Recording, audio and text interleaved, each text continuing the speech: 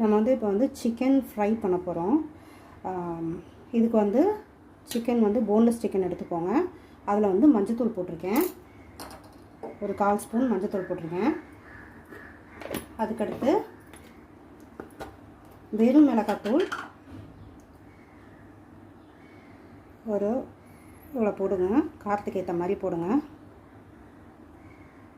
அதுக்கடுத்து இது வந்து நல்ல கலர் கொடுக்கறதுக்காக காஷ்மீரியன் சில்லி பவுடர் இருக்குல்ல, காஷ்மீரி சில்லி பவுடர் வந்துட்டு கலருக்காக 1 ஸ்பூன் ஆட் பண்ணிக்கிறேன்.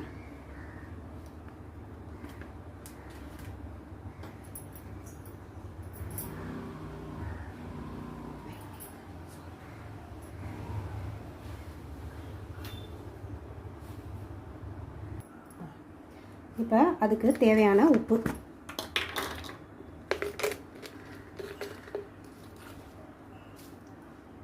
ஸோ இவ்வளோ உப்பு போடுறேன்.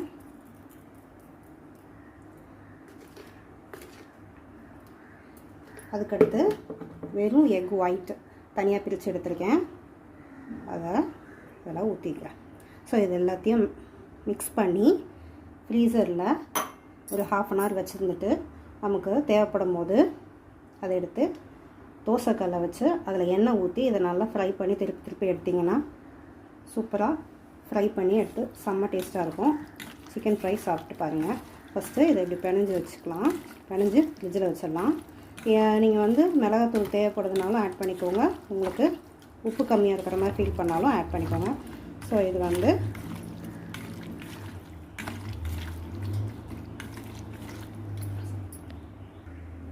இதோட கொஞ்சம்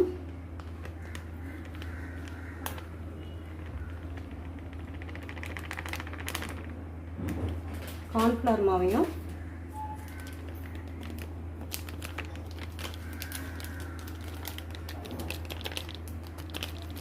ஆட் பண்ணிக்கோங்க. இப்போ எல்லாத்தையும் மிக்ஸ் பண்ணி ஃப்ரீசரில் வச்சுருங்க. இதை எண்ணெயில் போட்டு பொரித்து சாப்பிட்டா செம்ம டேஸ்ட்டாக இருக்கும்.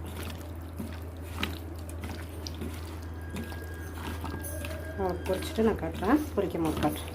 இப்போ நான் பிணைஞ்சு ஃப்ரிட்ஜில் வைக்க போகிறேன்.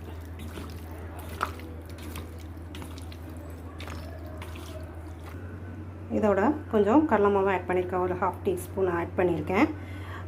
உங்களுக்கு வந்து இதை நீங்கள் வந்து எண்ணெயில் போட்டு பொரிக்கிறதுக்கு முன்னாடி பிணைஞ்சு வச்சுட்டேன். ஸோ இதை ஃப்ரிட்ஜில் நான் வச்சுக்கிறேன். இப்போ சிக்கன் குழம்பு எப்படி செய்கிறதுன்னு பார்க்கலாம். ஃபஸ்ட்டு ஒரு கடாயில் குக்கர் வைங்க. ஃபஸ்ட்டு அடுப்பில் வச்சுட்டு கொஞ்சம் எண்ணெய், கடலெண்ணெய் நான் யூஸ் பண்ணுறேன். ஸோ அடுப்பில் வந்து நான் எண்ணெய் ஊற்றிக்கிட்டேன் குக்கரில். ஸோ இதில் வந்து ஒரு பட்டை, கொஞ்சம் சோம்பு, ஒரு வெங்காயம், இதை போட்டு நல்லா லைட்டாக கொஞ்சம் உப்பு போட்டிங்கன்னா சீக்கிரம் வெங்காயம் வந்துடும். கொஞ்சம் வந்து உப்பு போட்டு இதை நல்லா கிண்டுங்க. ஸோ இது நல்லா கிண்டி வதக்குங்க. வதக்கினதுக்கப்புறம் 1 ஸ்பூன் இஞ்சி பூண்டு பேஸ்ட்டு இதில் போடுங்க.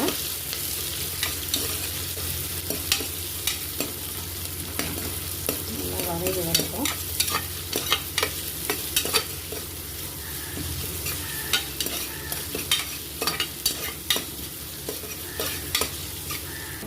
இப்போ ஓரளவுக்கு வெங்காயம் ப்ரௌன் கலரில் வந்துருச்சு. இப்போ 1 ஸ்பூன் இஞ்சி பூண்டு பேஸ்ட்டு போட்டு வதக்கணும். வதங்கினதுக்கப்புறம் இஞ்சி பூண்டு பேஸ்ட்டு வாடை போனதுக்கப்புறம் ஒரு தக்காளியை வெட்டி அதில் போடணும். ஸோ இஞ்சி பூண்டு வாடை போயிடுச்சு. அதுக்கு தக்காளி போட்டுக்கலாம். தக்காளி போட்டு கிண்டலாம். அது நல்லா வதங்கி வந்ததுக்கப்புறம் நமக்கு உருளைக்கிழங்கு இருந்தால் உருளைக்கிழங்கு வெட்டி அதில் போட்டுட்டு கறி போட்டுட்டு மிளகாத்தூள், உப்பு, மஞ்சத்தூளெல்லாம் போட்டு வதக்கிட்டு தண்ணி ஊற்றிட்டு தேங்காய் அரைச்சி அதில் ஊற்றிட்டாக்க சிக்கன் குழம்பு ரெடி ஆகிடும். 2 விசில் விட்டோம்னா ரெடி ஆகிடும். ஸோ இப்போ தக்காளி வதங்கட்டும். அதுக்கப்புறம் நம்ம கறி உருளைக்கிழங்குலாம் போடலாம்.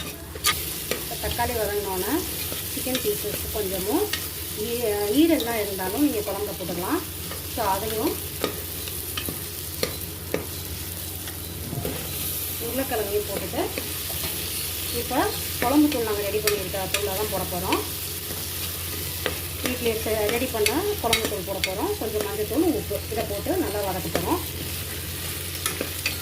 ஸோ இப்போ நான் வந்து வீட்டில் யூஸ் பண்ண ரெடி பண்ண மிளகாத்தூள் நான் போட்டுக்கிறேன். நான்வெஜ்ஜுக்கு நாங்கள் இது வந்து ஒரு 5 ஸ்பூன்ஸ் போடுவோம்.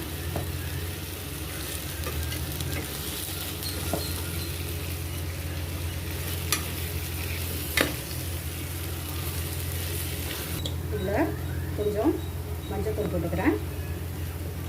கறி வேகிறதுக்கு மஞ்சள்தூள் போட்டதுக்கப்புறம் கொஞ்சம் உப்பு போட்டு கிண்டணும்.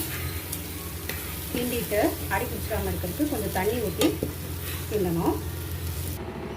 ஸோ இப்போ குழம்புல நான் கொஞ்சம் ஒரு 3 டம்ளர் தண்ணி ஊற்றிருக்கேன். ஸோ குழம்பு கொதி வந்ததுக்கப்புறம் தேங்காய் அரைச்சி இதில் ஊற்றணும். ஊற்றிட்டு 2 விசில் வைக்கணும். வச்சுட்டு இறக்கினீங்கன்னா அதில் கொத்தமல்லி தழையை போட்டு இறக்கிட்டிங்கன்னா சிக்கன் குழம்பு ரெடி ஆகிடும். ஸோ இது கொதி வரட்டும். தேங்காய் அரைக்கிறதுக்கு மிக்ஸி ஜாரில் ஒரு 1/4 மூடி தேங்காய் வந்து துருவி அதில் போட்டு அரைச்சி அதில் ஊற்ற போகிறேன். இப்போ குழம்பு கொதிச்சு வந்துடுச்சு. இந்த நேரத்தில் நம்ம அரைச்சி வச்ச தேங்காய் பேஸ்ட்டை இதில் ஊற்றலாம்.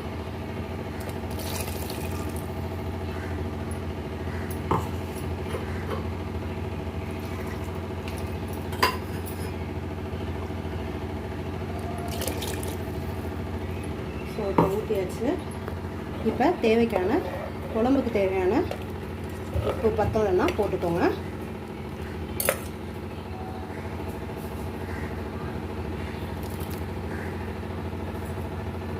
போட்டுட்டு 2 விசில் வரட்டும். குழம்ப மூடி வைங்க. விசில் வந்ததுக்கப்புறம் கொத்தமல்லி தலையை கிள்ளி போடுங்க. இப்போ தேங்காய் அரைச்சி ஊற்றினதுக்கப்புறம் குக்கரை மூடி விசில் போட வேண்டியதான். சிக்கன் குழம்பு ரெடி ஆகிடுச்சு. மல்லித்தலையை 2 விசில் வந்ததுக்கப்புறம் இறக்கியாச்சு. மல்லித்தலையை போட்டு வைக்க வேண்டியதான். குழம்பு ரெடி. சிக்கன் குழம்பு ஃபினிஷ் ஆகிடுச்சு. அடுத்து பிரியாணி செய்ய போகிறோம். சிக்கன் பிரியாணி. அதுக்கு நெய் ஊற்றிக்கோங்க. பட்டை சோம்பு இதெல்லாம் போட்டுட்டு வெங்காயத்தை போட்டு ஒரு 5 வெங்காயத்தை கட் பண்ணி இதில் போட்டிருக்கேன். போட்டு வதக்கணும். நல்லா வதக்கினதுக்கப்புறம் இஞ்சி பூண்டு பேஸ்ட்டை அதில் போட்டு நல்லா வதக்கணும். இஞ்சி பூண்டு வாடை போடுற வரைக்கும் கொஞ்சம் வதக்கணும். வதக்கினதுக்கப்புறம் தக்காளி போடணும். ஸோ இஞ்சி பூண்டு பேஸ்ட்டு போட்டு நல்லா வதக்கியாச்சு. இப்போ வந்து கட் பண்ணி வச்சுருக்க தக்காளி அதில் போடலாம். போட்டு வதக்கணும். வெங்காயம் தக்காளியெல்லாம் வதங்கினதுக்கப்புறம் மிளகாத்தூள் போடணும். 3 ஸ்பூன் கலப்புத்தூளும் 1 பாக்கெட்டு பிரியாணி மசாலாவும்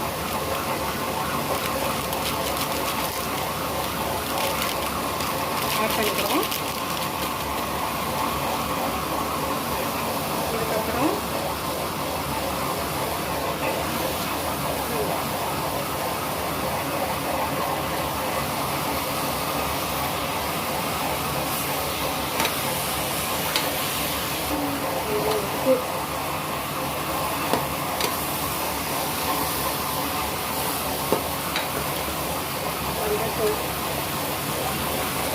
எல்லாம் போட்டு நல்லா கிண்டிக்கணும்.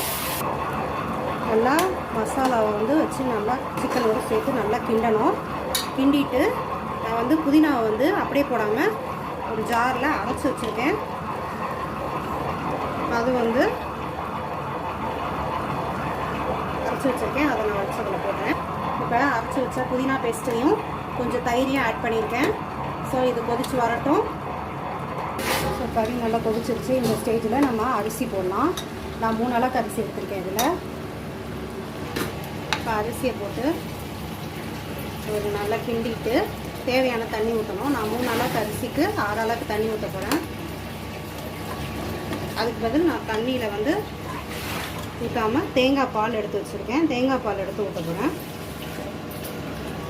இப்போ தேங்காய் பால்லாம் ஊற்றுனதுக்கப்புறம் புதினாவை லைட்டாக தூவிட்டு ஒரே ஒரு ஸ்பூன் நெய் ஊற்றிட்டு தேவைக்கான உப்பை போட்டுட்டு நம்ம க்ளோஸ் பண்ணி 2 விசில் விட்டுட்டு இறக்க வேண்டியதுதான். 1 ஸ்பூன் நெய் போட்டாச்சு. லெமன் ஜூஸை அதில் பிழிஞ்சு விட்டுட்டேன். அரிசியெல்லாம் ஒட்டாமல் வரும். பிழிஞ்சு விட்டாச்சு. இப்போ க்ளோஸ் பண்ணி 2 விசில் வர வரைக்கும் வெயிட் பண்ணுங்கள். பிரியாணி ரெடி ஆகிடும். ஸோ இப்போ முட்டையை வந்து கீழே 2 தட்டு தட்டி இப்படி பண்ணிங்கன்னா பிரேக் ஆகும். இதை அப்படியே பிச்சு எடுத்திங்கன்னா வரும். இந்த மாதிரி தோல் அப்படியே முடிச்சு ஃபுல்லாக எடுத்திங்கன்னா இந்த மாதிரி அவிச்ச முட்டை ரெடி ஆகிடும்.